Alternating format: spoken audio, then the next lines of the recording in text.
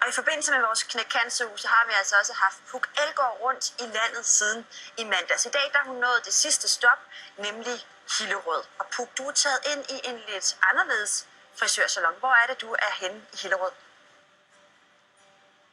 Ja, jeg er i Villa Skandinavisk Parykcenter, og det er Vivi, som leder salonen her.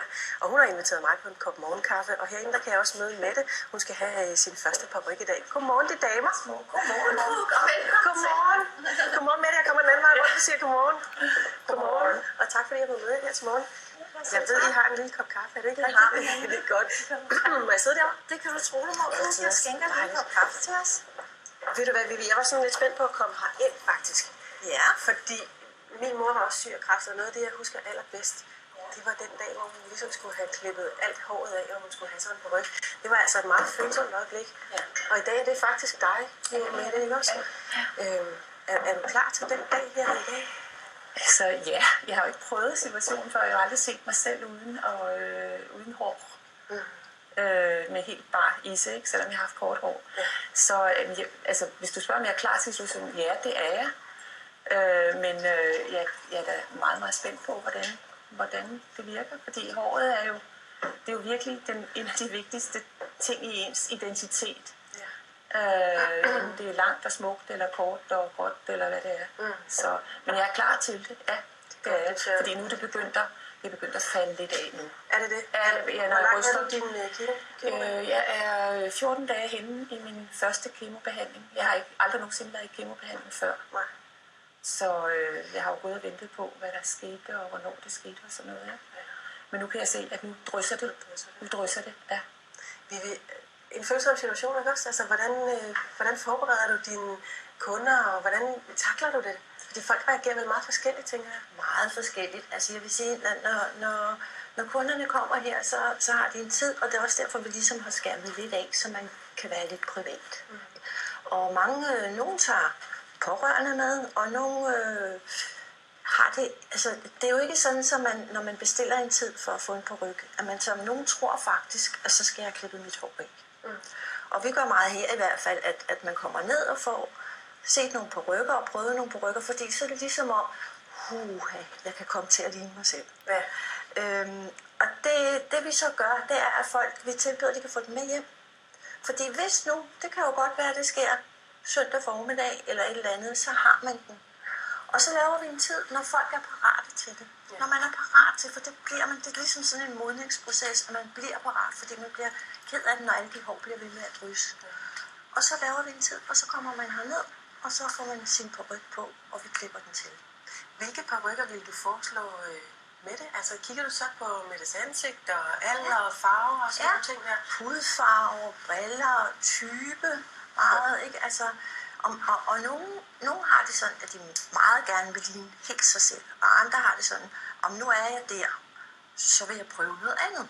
Må jeg prøve at se et eksempel på nogle af dem, som du måske kunne overveje til med? Som vi måske kunne overveje, ja. Har du selv tænkt på farve og sådan nogle ting? Altså jeg har det sådan, at jeg vil nødt stikke af med min nye paryk, ikke? Altså det kan være sådan, at folk ser mig på gaden i Hillerød, så tænker de, altså det er bare det, der gik forbi der, eller sådan noget. Så jeg synes, det skal være sådan, så det stikker mindst muligt af. Vil du gerne ligne dig selv? Ja, det vil jeg. Ja. Det må jeg sige, det vil jeg foretrække at gøre.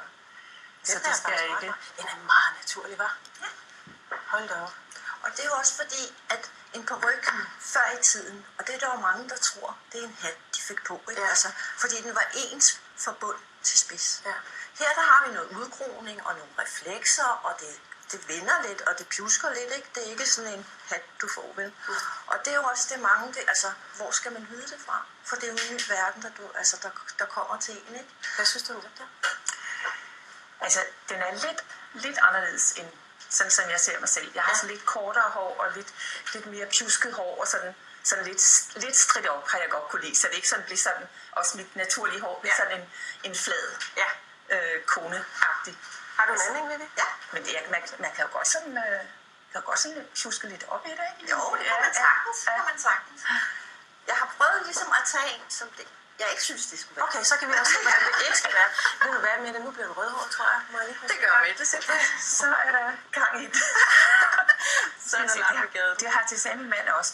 Du skal komme hjem med en rødhåret på ryggen. Hvad er det? Eller også lidt mere. Altså. Det er vel langt fra, så får det det hele. Hvad siger du til det, med? Ja, det er Hvorfor du har den her? Jeg synes, Mette bliver meget markeret med den. Ja. Mette er en type, der er sådan lidt spræl i, og der må godt være sådan lidt, hvor det bliver for kantet.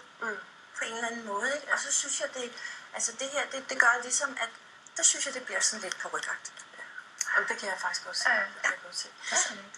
Nu vender vi om lidt tilbage til studiet, og så vender vi også tilbage til salongen her. Og i mellemtiden med det, så er det altså alvor. Tænder du så trimmeren, og så tager du simpelthen det gør jeg. Og det vælger vi at gøre i fred og ro. Altså stille og roligt her, mens der ikke er for mange, der kigger med. Ja. Men når vi vender tilbage hertil, så har jeg ikke noget hår. Nej. Du er så sej. Du er så sej. Og så finder vi verdens bedste paryk til dig. Er det ikke en aftale? Jo, men jeg er ikke i tvivl. Det tror jeg. Det bliver spændende at se, hvordan det går. Det er godt.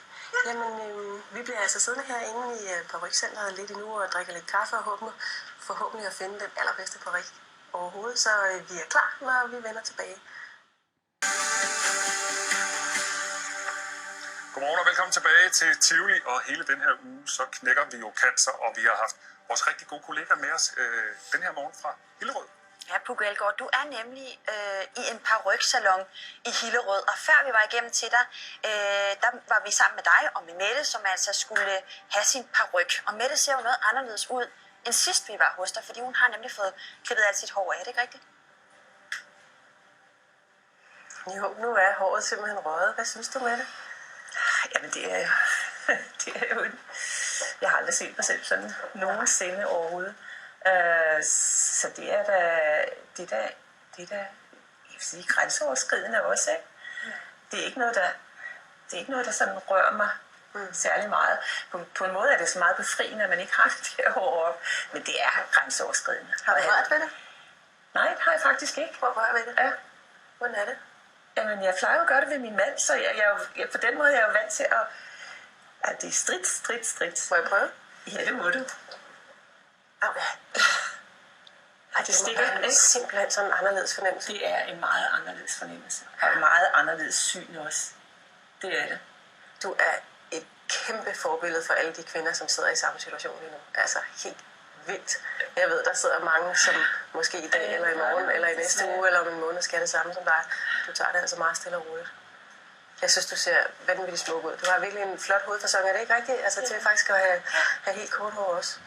Man kan sige, Mette, hun, du har jo simpelthen en personlighed, ikke?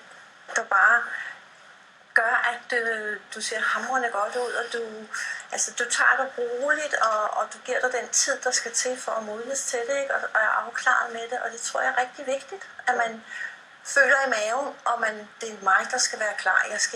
Alle andre skal ikke bestemme, hvornår. Det er mig, der bestemmer, hvornår. Ikke?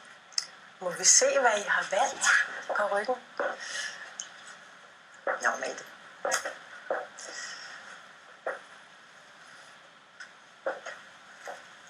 Det er spændende. Hvis jeg husker Mettes hår, Ja, faktisk, den ligner jo rigtig meget, sådan som du så ud med det. Det gør det nemlig. Mette havde sådan lidt krølt selv, og lidt lokker, og den har også det der lidt mørkere i bunden, ikke? Hvad synes du? Altså, den sidder lidt langt nede i panden, synes jeg, men så kan man vel gøre sådan her, ikke? Det kan du gøre helt. Fordi det er sådan, selv, ligesom mit hår har. Ja. Ja, men nu hold da op. Ja. Altså nu synes jeg, det begynder at... videre herinde i parykcenteret. Man skal lige have det sidste til at sidde rigtigt. Ja. Jeg vil bare sige tusind tak, fordi vi måtte være med i et meget privat øjeblik. Tak skal du have for det. Tak. Og tak, Vivi. Jeg tror lige, jeg bliver siddende og ser, hvordan det kommer til at sidde til sidst her. Og så kan vi mødes nede på torvet i Hillerød bagefter. Tak skal I have. Godmorgen og velkommen tilbage til Godmorgen Danmark, og den her uge, hvor vi knækker cancer. Og hele ugen så har vores knæk cancerbus været rundt i landet. og Puk er i dag i Hillerød. Fornøjelse, god arbejdsløst. Ja. Og så skal vi lige, hvis I kiggede med lidt tidligere, så vil I kunne genkende Vivi, som jeg skal hen til nu. Jeg skal lige have et overblik over, hvor hun står. Hun står herovre. Hej Vivi, du gemte dig lige bag en lampe og alt muligt. Og Marianne, hej. Nej, men se nu her. Hvad har du til mig der? Vi i Villas Skandinavisk Parrykcenters 7 afdelinger her i landet har samlet ind til knækcancer og Puk. Ja, men altså, jeg skal måske lige forklare, at vi var nede og besøge Vivi. Vivi, der var du jo med det. Hej. Går det? Så, jamen, det går fint. Det er godt. Det går fint. Jeg skal forklare lige vores seere, hvis ikke de kigger med. På, ikke? Ja, det kan jeg godt forstå. Ja. Mette, hun fik simpelthen klippet alt håret af for en halv time siden, og vi fik lov til at være med i det her lidt private øjeblik, ikke også? Og nu er du kommet herned med hue på. Og så har salongerne rundt omkring simpelthen samlet ind. Vil vi komme over til mig? Ja. Du står jo med kræftpatienter altså hver dag faktisk. Hvad betyder det for dig at være med til også at hjælpe med et beløb? Det er bare så fedt. Ja. Fordi det er bare så vigtigt, at det budskab kommer ud. Og det er jo sådan lidt tys, ikke? Men snak om alle. Det er bare det, der gør, at ja, det hjælper.